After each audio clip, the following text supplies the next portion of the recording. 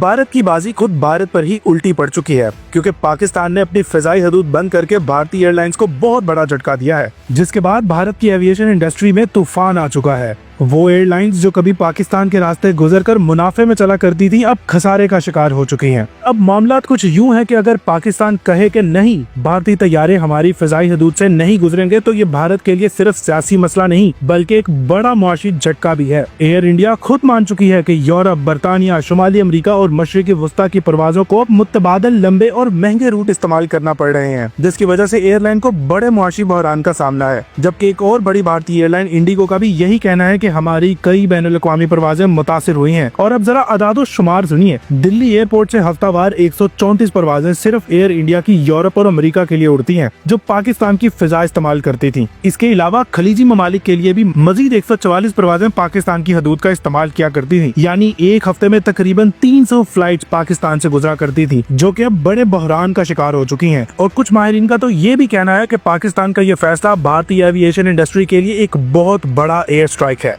माहिरीन के मुताबिक इस बंदिश से भारतीय एयरलाइंस को माहाना तकरीबन 500 मिलियन अमेरिकी डॉलर्स का नुकसान हो सकता है, जो कि एक बहुत बड़ा नुकसान है। वाज़ेह रहे कि 2019 में भी ऐसी ही सूरत हाल में भारतीय एयरलाइंस को तकरीबन 700 करोड़ रुपए का नुकसान उठाना पड़ा था, जो कि किसी भी मुल्क के लिए एक बहुत बड़ा नुकसान है। लेकिन नाज़रीन, इस सब में पाकिस्तान का कोई कसूर नहीं, क्योंकि खुद भारत ने ही सिंतास मुआहदा खत्म करके इस मसले की बुनियाद रखी और पाकिस्तान को मजबूर किया कि वो भारतीय एयरलाइंस के लिए अपनी फिजाई हदूद को बंद करे।